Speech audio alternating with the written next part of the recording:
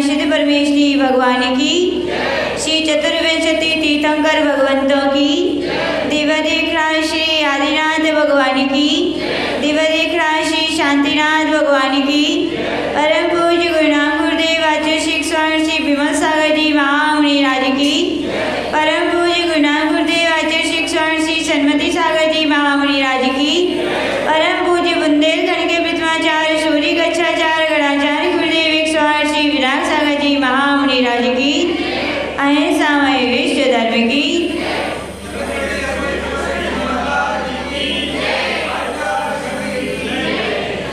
यहाँ पर हम सभी लघु स्वयंभू स्त्रोत के माध्यम से चतुर्विंशति तीर्थंकरों की आराधना सीख रहे हैं। आज उन्हीं तीर्थंकर भगवंतों की श्रृंखला में श्री धर्मनाथ भगवान की स्तुति हम सभी यहाँ पर सीखने का प्रयास करेंगे। 15वें नंबर के धर्मनाथ भगवान हुए। कौन से नंबर के हुए? उनका चिन्ह क्या था? क्या चिन्ह था? वज्रदंड उनका चिन्ह था। और ऐसे धर्मनाथ भगवान का जन्म रत्नपुरी या रत्न संचयपुरी में हुआ था। कहाँ हुआ था? उनके पिता का नाम महाराजा भानु था और उनकी माता का नाम महारानी शुभ्रता था। ऐसी महारानी शुभ्रता और महाराजा भानु के पुत्र धर्मनाथ हुए, जिन्होंने साधना करके सम्मेर शिखर जी के सुदत्तवर कूट से मोक्ष प्राप्त किया। कहाँ से प्राप्त किया? सुदत्तवर कूट यानी कि गौतम गणधर भगवान के पीछे से जो सबसे पहली टूक है वो कौन सी है? वो धर्मनाथ भगवान की कूट है। उन्हीं धर्मनाथ भगवान के विषय में अपन सीखेंगे।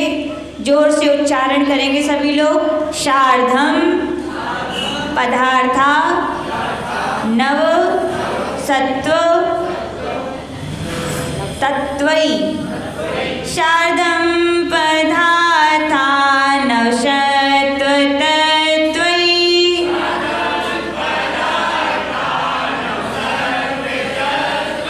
पंचास्ति कायाश्च न काल कायः।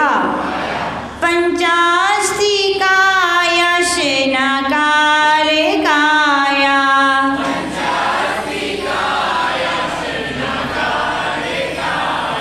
षड द्रव्य निर्नीति रलोक युक्तिर्। षड्द्रव्य निर्नीति रलोक युक्तिर्।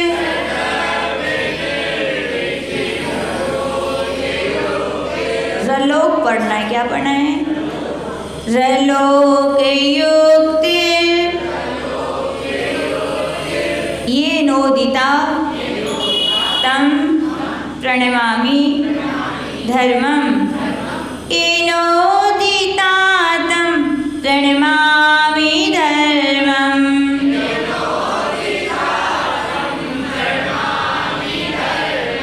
शार्दं पदार्था न सत्व तत्वै। पंचास्ति कायाश्च न काल काया। षड्द्रव्य निर्नीति रलोक युक्तिर्। एनोदिता तम प्रणमामि धर्मम्।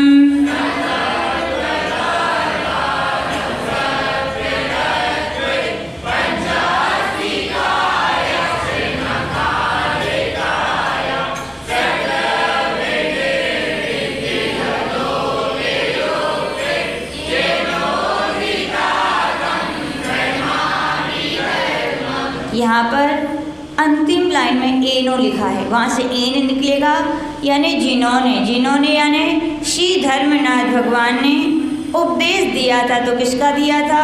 उदिता यानी कथन किया। एनो उदिता यानी जिन्होंने कथन किया था। शार्दम पदार्था किसका दिया था? नव पदार्था और सार्धम यानी 9 पदार्थों के। सार्धम यानी 7, नव पदार्थ यानी 9 पदार्थ। अपने यहाँ जिनेंद्र भगवान ने 9 प्रकार के पदार्थ कहे। कितने प्रकार के कहे हैं? कौन कौन से पदार्थ?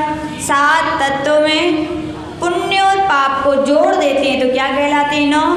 कौन कौन से हो जाएंगे? जीव, अजीव, आश्रव, वन, संवर, निजरा, मोक्ष। और पुण्य और पाप। जीव आप सभी लोग जानते हैं, जिसमें चेतना पाई जाती है उसे क्या कहते हैं, और जिसमें चेतना नहीं पाई जाती उसे क्या कहते हैं, अजीव कहते हैं। फिर आश्रव, कर्मों के आने के द्वार को क्या कहते हैं, आश्रव। फिर बंध, आत्मा के प्रदेशों का और जीव के प्रदेशों का दूध पानी की तरह एक में एक हो जाने को क्या कहते हैं, बंध कहते हैं। और शंबर, कर्मों के आने को द्वार को क्या कहते हैं, संवर कहते हैं। और कर्मों की एक देश क्षय हो जाने को क्या कहते हैं, निर्जरा। और संपूर्ण कर्मों के क्षय हो जाने को क्या कहते हैं, और जिनके द्वारा हमारे लिए लौकिक जो सामग्रियां हैं, जिसे हम चाहते हैं उनकी प्राप्ति होती है, उसे पुण्य कहते हैं। यानी जो हमारे आत्मा को पवित्र करता है उसे क्या कहते हैं, पुण्य कहते हैं। और जो हमारी आत्मा को अपवित्र करता है, पाप कर्मों से मलिन करता है, उसे क्या कहते हैं, पाप कहते हैं। इस प्रकार से 7 तत्वों के साथ पुण्य और पाप को जोड़ने पर 9 प्रकार के पदार्थों का भगवान ने क्या दिया, उपदेश दिया। और नीचे कह रहे पंचास्ति कायास्य न काल काया।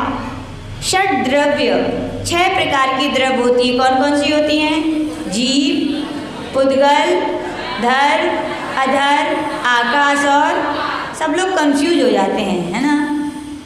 जीव तत्व में भी जीव अजीब बोल देते हैं और द्रव्य में भी जीव अजीब बोलते हैं, लेकिन दोनों में बहुत अंतर है। कितना अंतर है, बहुत अंतर है। जीव 6 द्रव्य यदि पूछा जाए, जीव और अजीब भी कह दिया, तो शेष द्रव्य जो 5 अजीब हैं ऐसा कह देंगे ना, तो फिर धर्म, अधर्म, आकाश, काल तो रह ही जाएगा। तो नहीं, उनका रह नहीं जाएगा, उनको साथ में ले लिया जाएगा। तो ध्यान रखिए कि अब तत्व गिनाएं तो अजीब बोलते हैं, और द्रव्य गिनाएं तो पुद्गल बोलते हैं। क्या बोलते हैं, पुद्गल। तो यहाँ पर कौन कौन सी द्रव्य है, जीव, पुद्गल, धर, अधर, आकाश और काल। ये 6 प्रकार की द्रव्य आप सभी जानते हैं। जीव किसे कहते हैं, इसमें चेतना पाई, या पुद्गल नहीं, ये परिभाषा गलत हो गई। जिसमें स्पर्श, रस, गंध और वर्ण, ये 4 गुण पाए जाते हैं, उसे क्या कहते हैं, पुद्गल कहते हैं। फिर धर्म द्रव्य किसे कहते हैं, जो जीव और पुद्गल चलते हुए, किसके, कौन से, जो चलते हुए जीव और पुद्गल को चलने में सहायक होते हैं, उन्हें क्या कहते हैं, धर्म द्रव्य। इसका उदाहरण क्या है, जैसे जल में मछली के लिए तैरने में कौन सहायक है, पानी। या कहें ट्रेन के लिए पटरी, वो क्या है, चलने में सहायक है, तो ये धर्म द्रव्य है। अधर्म द्रव्य यानी जो जीव और ठहरे हुए जीव और पुद्गल के लिए ठहरने में क्या करता है, सहायता प्रदान करता है, उसे अधर्म द्रव्य कहते हैं। इसका उदाहरण क्या है, चलते हुए राहगीर के लिए छायादार वृक्ष, ये किसका उदाहरण है, अधर्म द्रव्य का। फिर उसके बाद कौन सी द्रव्य है, काल द्रव्य, जो परिवर्तन में सहायक होता है, उसे क्या कहते हैं, काल द्रव्य कहते हैं। और आकाश द्रव्य, जो सभी के लिए क्या देता है, स्थान देता है, उसे आकाश द्रव्य कहते हैं। आज संडे का दिन है, संडे यानी रिस्पेक्ट अपन ने बहुत सुन ली। और उसके बाद एम फॉर मैनेजमेंट, क्या सीखना है अपन को, मैनेजमेंट कैसे अपने जीवन में होना चाहिए। तो ये 6 द्रव्यों से शिक्षा लेनी चाहिए। किससे लेनी चाहिए, मैनेजमेंट, यानी कि अपने अपने कार्यों में व्यस्त रहना। याद रखना, जब कार्य किए जाते तो कर्तव्य मान के किए जाते, किससे मान के किए जाते हैं। और जब कर्तव्य मानकर काम किए जाते हैं तो उनमें भार नहीं लगते, वो क्या लगते हैं, उपहार लगते हैं। क्या लगते हैं। और यदि कर्तव्य भार मानकर किए जाए तो वे बड़े भारी हो जाते हैं। तो आज 6 द्रव्यों से अपन सीख सकते हैं कि मैनेजमेंट कैसे होना चाहिए। 6 द्रव्यों का उदाहरण पूज्य गुरुदेव ने बताया था।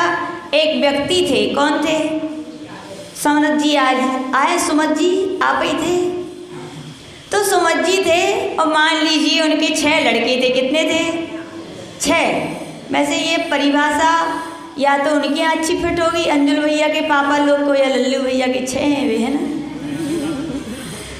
तो मान लीजिए उनके 6 पुत्र थे। पहले पुत्र का नाम था क्या, ज्ञानचंद्र। क्या नाम था, याद रखना, क्या नाम था। दूसरे का नाम था मूरखचंद, क्या नाम था? तीसरे का नाम था धर्मचंद्र, क्या नाम था? फिर चौथे का नाम था अधर्मचंद्र, क्या नाम था? फिर कालचंद्र और फिर आकाशचंद्र, ये भाई थे।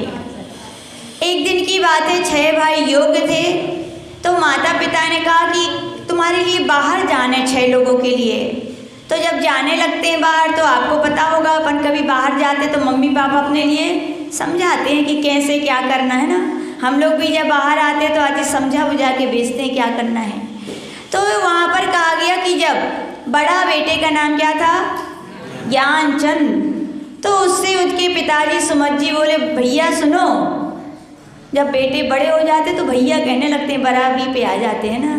कहा भैया सुनो, तुम सियाने हो, बोले सियाने यानी बड़े हो, और सियाने यानी समझदार हो, सियाने यानी तुम अच्छे बुरे को सब कुछ जानते हो। तो बोले तुम सियाने हो, सबसे बड़े हो, तुम क्या करना, सारे छोटे भैया बहनों का क्या रखना, ध्यान रखना। सियाने का मतलब यही होता है, सबका ध्यान रखना। उन्होंने कहा ठीक है पापा जी, पिताजी ऐसे ही करेंगे। दूसरे भैया का नाम क्या था? मूरखचंद। बोले तुम्हारा जैसो नाम है वैसी का मूर्ख हो, मूर्ख को समझ में नहीं आती, कितना भी समझाते हैं। तो ध्यान रखना, तुम जो कुछ करो तो बड़े भैया से पूछ के करना। किससे करना? क्योंकि तुम्हारे में ज्ञान नहीं है। तो उन्होंने कहा ठीक। तीसरे भैया का नाम क्या था? धर्मचंद। तो बोले सुनो, जब तुम्हारे बड़े भैया और छोटे भैया चलने लगे तो सब, और चलते चलते थक भी जाएंगे, तो क्या करना, तुम उनके चलने में सहायता देना, हाथ पकड़ लेना। तो ये क्या है? सहारा देना। उसका काम क्या था कि चलते हुए भैया लोगों को क्या करना, सहायता प्रदान करना। बोले ठीक। चौथे भैया का नाम क्या था? अधर्मचंद। तो उनसे बोले सुनो, तुम्हें भी एक काम करना है। बोले ऐसे ही नहीं, बोले तुम्हारा काम ये है कि जब भैया लोग चलते चलते थक जाएं तो क्या करना, अच्छा बैठने का स्थान खोज लेना, बैठने के लिए में सहायता करना तुम। बोले ठीक है। फिर अगले भैया का नाम क्या था? कालचंद। तो बोले सुनो, तुम्हारा काम है तुम समय का ध्यान रखना, जो अपने जैन धर्म के नियम हैं, रात्रि हो जाए उसके पहले भोजन कर लेना, और समय के पहले अच्छा है। सब घर के बच्चे होते हैं, कौन से घर के? सब घर के जो बच्चे होते हैं वे ज़्यादा रात्रि में देर तक घर के बाहर नहीं घूमते और ना किसी के चौतरे पे बैठते हैं। समय होता है तो क्या हो जाते, वो अपने घर आ जाते। तुम समय का क्या रखना, सुनते जाना। अच्छे बच्चे जो होते वो क्या करते, पैरिस भैया समय से घर, इंद्रेश भैया लौट आते हैं, वे सब और अच्छे बच्चे कहलाते हैं।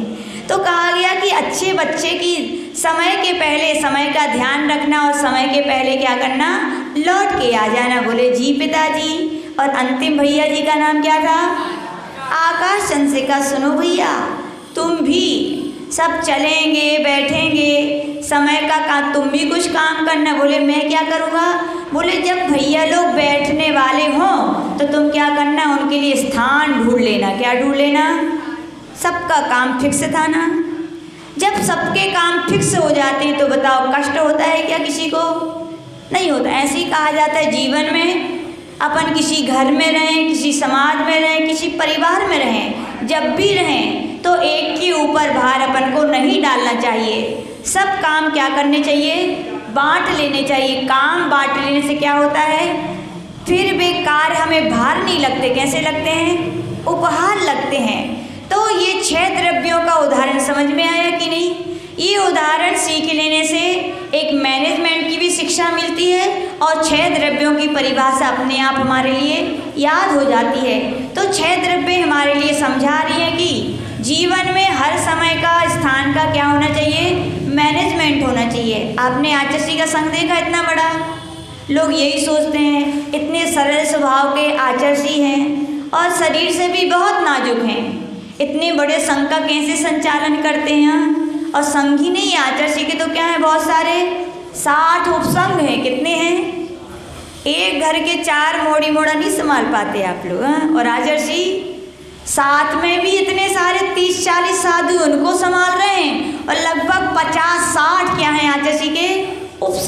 उनको भी क्या कर रहे हैं, हैंडिंग तो कहाँ से होती है, मेन ऑफिस तो कहाँ है, आचर्षी है, सारी आज्ञाएं। तो लोगों को समझ में नहीं आता शशि, और फिर उसके साथ साथ इतनी बड़ी बड़ी समाजें भी संभालते हैं, समाजों को भी उपदेश देते हैं, हर कार्य का निर्देशन देते हैं, और उसके साथ साथ अपनी साधना भी करते हैं कि नहीं करते। और उस साधना के समय में से निकालकर अमूल अमूल जिनवाणी के रत्नों को खोज करके टीकाएं और चूर्णी सूत्र महाकाव्य जैसे ग्रंथों का क्या करते हैं, सृजन करते हैं। तो कर कैसे लेते हो आप हैं, लगता है कि नहीं। अपन एक ही काम करते तो बड़ा भारी लगता है कब है जो सिर को भार क्या हो पारस भैया कम हो जाए। और आचर्षी कभी सोचा, हम लोग जब थक जाते हैं ना, जब ऊब जाते हैं तो आचर्षी को याद करते, भैया अपन तो क्या कर रहे हैं, कुछ नहीं कर रहे, तो भी अपन थकान महसूस कर रहे हैं, भार। और आचर्षी तो इतने सारे भार भी लिए हैं, तो भी उनसे पूछो आचर्षी ये भार है, तो आचर्षी कहते बोले नहीं, बोले सब काम हमारे लिए क्या है, उपहार है। बोले क्यों, बोले सब मैनेजमेंट है। बोले जब मैनेजमेंट होता है, समय टाइम फिक्स है, कार्य सबके फिक्स हैं, तो फिर किसी को भार नहीं लगते। आचर्षी का संग देखा, 30 चालू साधु हैं। आज जैसे कंपनी होती ना बहुत बड़ी, उसके सारे वर्कर होते हैं, उनका सबका अपना अपना काम होता है। ऐसी आचर्षी की समझो बहुत बड़ी एक इंटरनेशनल कंपनी है। कौन सी है, और बड़े बड़े कारीगर हैं उधर, छोटे मोटे नहीं हैं, बड़े बड़े कारीगर हैं। और हर काम को क्या करते हैं, बड़े अच्छे से करते हैं। क्या करते हैं, टाल मटोल नहीं करते, कर्तव्य समझ के। क्या समझ के, साधना करना यदि साधुत्वने की साधुत्व का लक्षण है, तो संघ के कार्यों में भाग लेना, संघ की गुरु की सेवा करना सच्चे शिष्यत्व का भी क्या है, लक्षण है। संघ को उठाने वाले कौन होते, संघ के ही लोग होते हैं। कौन होते हैं, ऐसे जिनके अंदर कर्तव्य के पाठ आ जाते हैं, फिर संघ की सेवा भी क्या मानकर करते हैं, वो उपहार मानकर करते हैं। संघ में देखा होगा वीर सागर जी महाराज हैं, है कि नहीं, जानते हो कि नहीं, चीनत हो, कैसे चीनत हो, हाँ भाई समझ लो। कोई उनको कुछ पद भी दिए हैं, सलेहा वाले कुछ और कहते हैं, संघ वाले कुछ और कहते हैं, भिंड वाले कुछ और कहते हैं। ऐसे वीर सागर जी महाराज का वास्तविकता में संघ सेवा, गुरु सेवा प्रशंसनीय है। हम तो यही सोचते हैं हम तो नहीं कर पाएंगे कभी, लेकिन अनुमोदना कर लेते कि भगवान ऐसी जो सेवा कर रहे हैं, कभी ना कभी हमें भी क्या मिले, मौका मिले, बहुत अच्छा कार्य कर रहे हैं। तो यही सोच के उनकी क्या करते, अनुमोदना करते हैं। तो उनका काम क्या है, संघ का आचर्षी के पूरे समझ लीजिए जितना भी उनके शास्त्र हैं, जो उनका आवश्यक सामग्री, उनको संभालते हैं। उनकी बैया वृत्ति में क्या चाहिए, क्या सारा ध्यान। और उसके साथ साथ पूज्य गुरुदेव के प्रवचनों की जितने भी ग्रंथ प्रकाशन का कार्य है, तो सारा भार किन्ने लिया हुआ है उनने, लेकिन भार मान के नहीं करते, क्या मान के करते हैं, उपहार मान के। उसके बाद विवर्धन सागर महाराज जी समझो बहुत बड़ी एक कहा जाए मैनेजर की तरह है वो, तो संघ के क्या हैं, मैनेजर की तरह। सारी लिखा पढ़ी का काम किसके पास है, उपसंघों से कितने 60 उपसंघ हैं, सबके समाचार आते हैं, सबको रिटर्न भी तो देना है। सबके समाचार का आदान प्रदान यदि करने का सबसे बड़ा काम किए हैं तो लिए हुए तो कौन लिए हैं, विवर्धन सागर जी, विश्वनायक सागर जी महाराज जी। संघ इतने बड़े बड़े संघ उपसंघ हैं, कहीं प्रतिष्ठाएं होती हैं, कहीं वेदी प्रतिष्ठा होती है, कहीं कुछ प्रोग्राम होता है, कहीं सबके मुहूर्त भी तो निकालने पड़ते हैं। और सच्चे शिष्य मुहूर्त किससे निकलवाते हैं, ऐसा नहीं कि फाइनल कर दो, आचार्य से आज्ञा लेते हो, गुरुदेव आप ही क्या कीजिए, अच्छा सा मुहूर्त निकाल के दीजिए।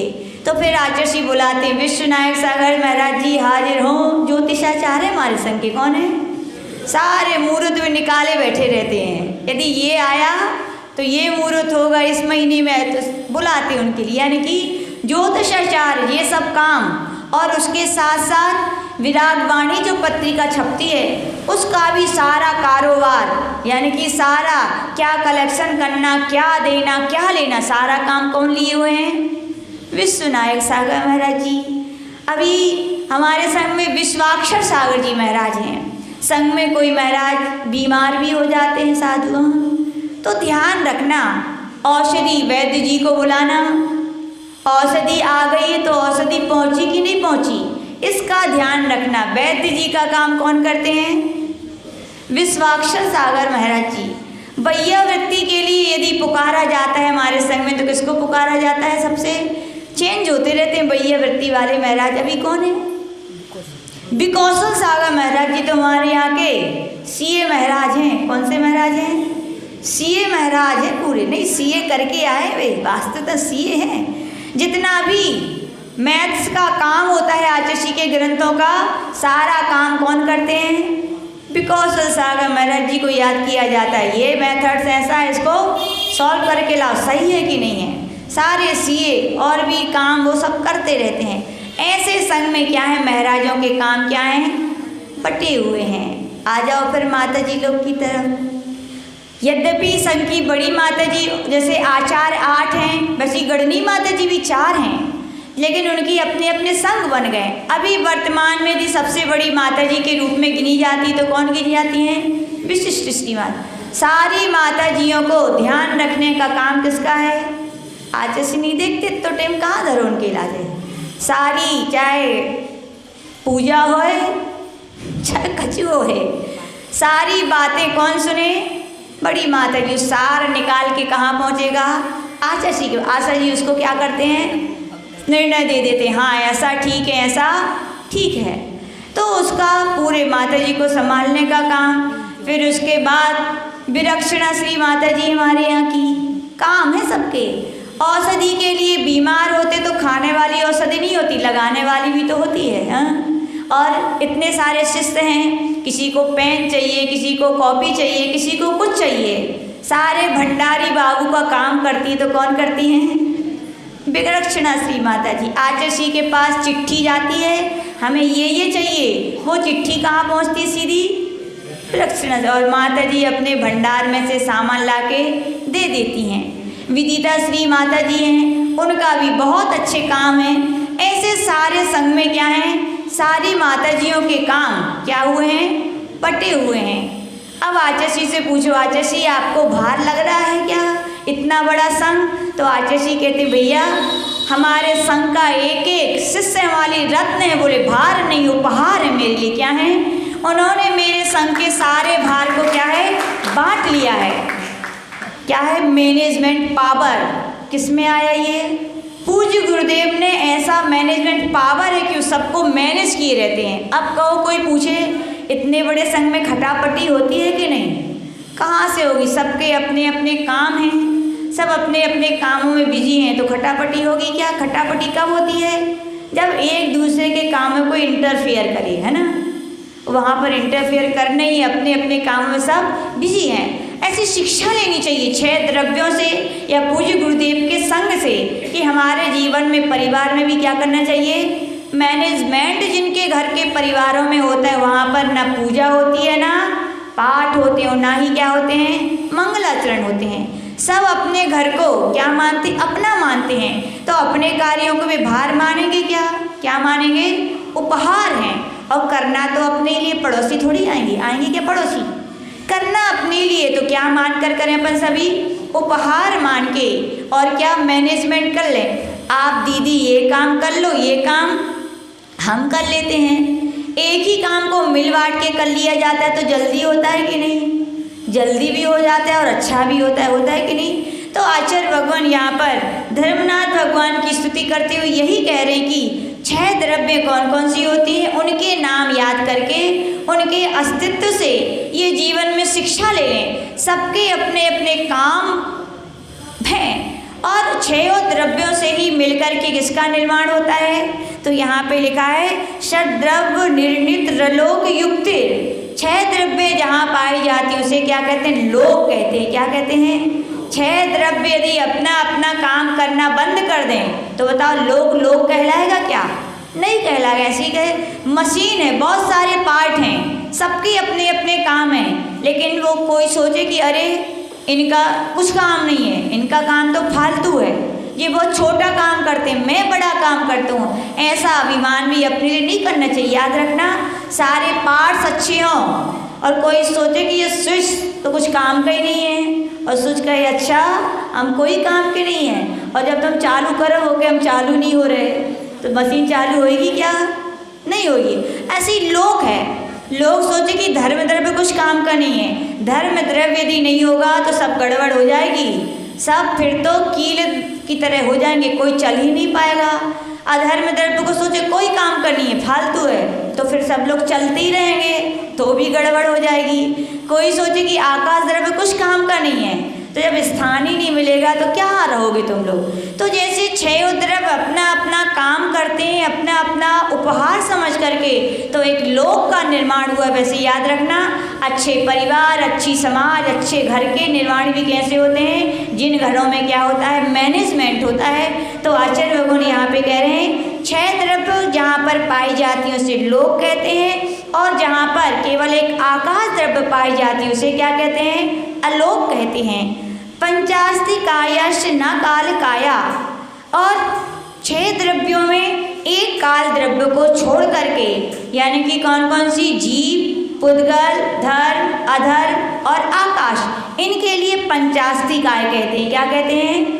छह द्रव्यों में एक द्रव्य को निकाल दिया तो क्या हो जाते हैं, पंचास्ति काय कहलाते हैं। ऐसे तम प्रणमामि धर्मम, उन धर्मनाथ भगवान के लिए मैं क्या करता हूँ, नमस्कार करता हूँ। एक बार अर्थ और देख लेंगे इसका। एन यानी कि धर्मनाथ भगवान उदिता यानी कहा, क्या कहा, सत तत्व साधम, सात तत्वों के साथ पुण्य और पाप को जोड़कर नौ पदार्थों को कहा। पंचास्ति काया शिना काल काया, छह द्रव्यों में काल द्रव्य के छोड़ करके पांच पंचास्ति काय कहे। षट द्रव्य, छह द्रव्यों का उपदेश दिया, यानी कि लोक का उपदेश दिया। और अलोक युक्ते, छह द्रव्य जहाँ नहीं पाए जाते, केवल आकाश द्रव्य जहाँ पाया जाता है, ऐसे अलोक का भी उन्होंने क्या कथन किया। तम, उन धर्मम यानी धर्मनाथ भगवान को मैं क्या करता हूँ, बारंबार नमस्कार करता हूँ। जय बोलिए श्री धर्मनाथ भगवान की। परम पूज्य गणाचार्य गुरुदेव श्री विराग सागर जी महामुनि राज की। आज